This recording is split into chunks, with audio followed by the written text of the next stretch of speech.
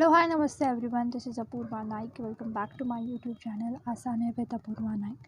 आज के इस वीडियो में हम बात करने वाले हैं प्रीवियस क्वेश्चन की, जो कि गेट के हैं और कार्बोहाइड्रेट। ये हमारा टॉपिक है कि कार्बोहाइड्रेट रिलेटेड के सारे PYQs जो कि गेट में आए हुए हैं वो आज हम कंप्लीट करेंगे।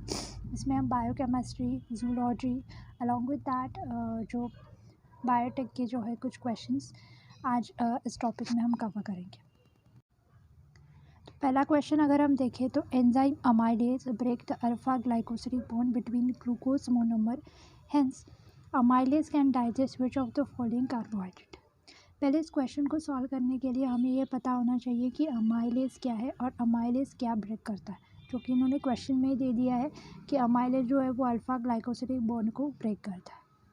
अब दूसरा सवाल ये रहा, ग्लूकोज के बिटवीन का alpha glycosidic bond amylase break करता है, वो कि अल्फ़ा अमाइलेज बॉन्ड कहाँ प्रेजेंट होता है, ये हमें पता होना चाहिए। तो पहली बात तो ये, अल्फ़ा अमाइलेज बॉन्ड हमें पता है इसमें अल्फ़ा है। सो अल्फ़ा जो बॉन्ड होता है वो कभी कभी जो हमें पता है वो स्ट्रक्चरल में नहीं होता, वो जो होता है वो स्टोरेज में होता है। ठीक है, हमें ये पता है कि स्टोरेज जो कार्बोहाइड्रेट होते हैं जिसमें अल्फ़ा ग्लाइकोसिडिक बॉन्ड होता है स्ट्रक्चरल में नहीं होता। अगर हमें यहाँ से हमें स्ट्रक्चरल भी हम निकाल दें तो सेलुलोज और काइटिन ये दोनों चीज़ें तो नहीं होने वाली, क्योंकि इनमें तो बीटा ग्लाइकोसिडिक बॉन्ड होता है। अब बचा तो अल्फ़ा, क्योंकि अल्फ़ा तो क्या होता है, स्टोरेज ग्लाइकोसिडिक बॉन्ड होता है, इसलिए इसका आंसर हो गया बी। सो इस टाइप के क्वेश्चंस आते हैं, बहुत सिंपल टाइप के क्वेश्चन कार्बोहाइड्रेट से आते हैं। अगर आपको कार्बोहाइड्रेट पढ़ना है तो बेसिक चीज़ें आप पढ़ लेना, कौन से बॉन्ड किस कार्बोहाइड्रेट में प्रेजेंट होता है, कौन से स्ट्रक्चरल कार्बोहाइड्रेट है, कौन से स्टोरेज कार्बोहाइड्रेट है, किस मोनोसैकेराइड यूनिट से वो बने होते हैं। ऐसी चीज़ें भी आपको अगर समझ में आ गई तो ये चीज़ें बहुत आसानी से आपको कार्बोहाइड्रेट समझ में आ जाएगा। तो चलिए अगले क्वेश्चन की तरफ बढ़ते हैं। Cellulose serve as a structural polymer but starch is not because cellulose contain. यहाँ दिया है कि सेलुलोज जो है वो स्ट्रक्चरल पॉलीमर है जो स्ट्रक्चर बनाने के लिए हेल्प करता है, और स्टार्च जो है वो नहीं है, क्योंकि हमें पता है स्टार्च क्या है, स्टोरेज पॉलीसैकेराइड है। तो सेलुलोज में क्या है वो क्वेश्चन भी अच्छे से पढ़ना है, उन्होंने स्टार्च नहीं पूछा है। सेल्यूलोज में कौन से बॉन्ड प्रेजेंट होते हैं, जो कि मैंने पहले क्वेश्चन में आपको बताया था कि अगर वो स्ट्रक्चरल है तो उसमें अल्फ़ा नहीं होगा, उसमें बीटा बॉन्ड होगा। तो पहले तो बीटा को पकड़िए, अल्फ़ा को छोड़ दीजिए। तो अल्फ़ा यहाँ 2 है, इसको हम निगलेक्ट कर देंगे और पहले 2 बॉन्ड को देखें। अगर सेकेंड पॉइंट आपको पता है, सेल्यूलोज ये अनब्रांच पॉलीमर होता है, ब्रांच नहीं, वो अनब्रांच होता है। क्या स्ट्रक्चरल पॉलीमर जो होते हैं वो अनब्रांच होते हैं। इसीलिए अगर हम ये देखें तो हमें ये पता होना चाहिए what is the difference between inter and intra, ये भी पता होना चाहिए। इंटर क्या है और इंट्रा क्या है। Inter means 2 different chains, 2 different chains होती है इंटर में। अगर इंट्रा बोले तो एक ही चेन में बॉन्डिंग होती है, that is intra. Inter means 2 different and intra means single.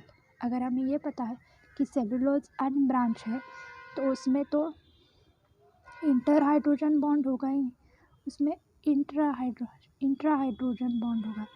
एक ही चेन में 2 पॉलीमर्स में ये बॉन्डिंग होगी और वो होगी β14। तो इसका आंसर हो गया सेकेंड। आई होप आपको ये समझ में आया होगा। यहीं से आप बहुत सारी चीज़ें कलेक्ट कर सकते हैं कि सेलुलोज में कौन से बॉन्ड होते हैं। तो सेलुलोज में β14 ग्लाइकोसिडिक बॉन्ड होता है, वो इंटर होता है या इंट्रा होता है तो वो इंट्रा हाइड्रोजन बॉन्ड होता है। सेलुलोज जो है वो स्ट्रक्चरल है या फिर स्टोरेज है तो वो स्ट्रक्चरल है। ऐसे क्वेश्चंस बहुत सारे आते हैं, तो आप क्वेश्चन से ही बहुत सारे इन्फॉर्मेशंस कलेक्ट कर सकते हैं। अगर हम तीसरा क्वेश्चन देखें तो choose the option with 2 reducing sugar. Reducing sugar चाहिए। तो पहला रेड्यूसिंग शुगर अगर हम बोले तो हमारे दिमाग में एक ही रेड्यूसिंग शुगर आता है, वो है सुक्रोज़। सुक्रोज़ हमें पता है, तो हम यहाँ पे देखें तो पहले में सुक्रोज़ नहीं है, दूसरे में है, तीसरे में नहीं है। लेकिन हमें ये भी पता है कि लैक्टोज कोई रेड्यूसिंग शुगर नहीं है, तो ये क्वेश्चन हट जाता है और इस रह बच जाता है वो trehalose and sucrose. So trehalose is also one type of reducing sugar and sucrose is also reducing sugar. So इसका ऑप्शन हो जाता है second. So second is the right option of this question. अगर हम आगे बढ़े तो consider the open chain form which of the following pair separate represented as a epimer. Epimer मतलब क्या होता है? इपीमर मतलब स्ट्रक्चर सेम है लेकिन जो OH एंड H की जो पोजीशन है वही सिर्फ चेंज होती है, तो इसे हम कहेंगे इपीमर। जैसे हमें एक पता है ग्लूकोज जो होता है वो माल्टोज एंड गैलेक्टोज इसका इपीमर हो। ये एक बहुत अच्छा एग्जांपल है कि ग्लूकोज जो है वो माल्टोज का एंड गैलेक्टोज का इपीमर होता है। ठीक है, जो माल्टोज है वो दूसरे नंबर का इपीमर है एंड गैलेक्टोज वो 4th नंबर का। मतलब यहाँ के 4th कार्बन में चेंजेस है सिर्फ OH एंड H ग्रुप में, और यहाँ पे सेकेंड पोजीशन पे चेंज है।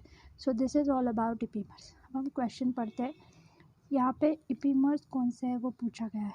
अगर हम देखें तो मानोज एंड फ्रुक्टोज, फ्रुक्टोज तो नहीं है, glucose and mannose, yes this is the one इपीमर।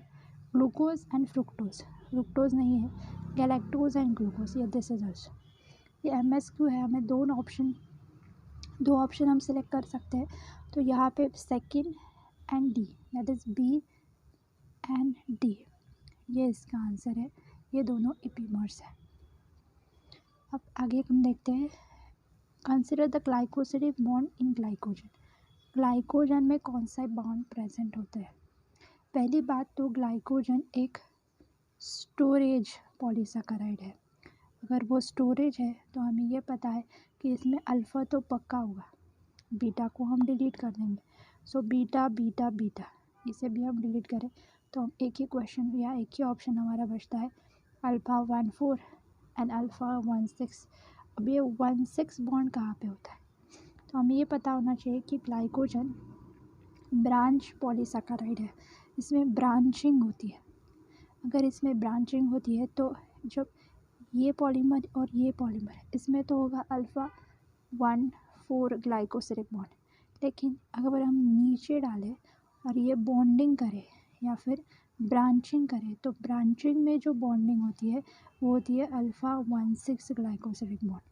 सो इसलिए ब्रांचिंग में होती है अल्फ़ा 16 एंड स्ट्रेन में होती है अल्फ़ा 14, इसलिए अल्फ़ा 14 एंड अल्फ़ा 16 ग्लाइकोसिलिक बॉन्ड यहाँ पे प्रेजेंट होता है।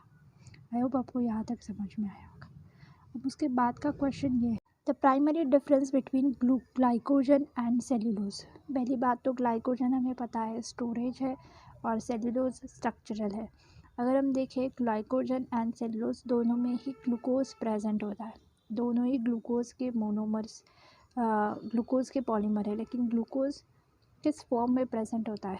Which type of difference in between? Types of constitute in monosaccharide नहीं, टाइप तो एक ही है, ग्लूकोज ही है present. Number of monosaccharide per unit, configuration of monomer and susceptibility to acid hydrolysis. इसका आंसर है कन्फिगरेशन ऑफ मोनोमर्स, क्योंकि अगर हम ग्लाइकोजन को देखें तो ग्लाइकोजन में ग्लूकोज होता है लेकिन यहाँ पे अल्फ़ा ग्लूकोज होता है। अगर हम सेल्यूलोज में देखें तो सेल्यूलोज में बीटा ग्लूकोज प्रेजेंट होता है। ये आपको ध्यान रखना है। CB आप ऐसे ध्यान रख सकते हैं कि सेल्यूलोज और उसके बाद है बीटा। सो सेल्यूलोज के पास बीटा ग्लूकोज होता है और ग्लाइकोजन के पास अल्फ़ा ग्लूकोज होता है, इसलिए इन दोनों में कन्फिगरेशन ऑफ मोनोमर्स अलग होता है। सो इस तरह से हमने कार्बोहाइड्रेट्स के PYQs ख़त्म कर दिए। आई होप आपको ये समझ में आया होगा। अगर आपको वीडियोस अच्छी लग रही हो तो प्लीज़ मेरे चैनल को सब्सक्राइब कीजिए और वीडियोस को शेयर कीजिए, चैनल को सब्सक्राइब कीजिए। Thank you so much for watching this video guys. All the best.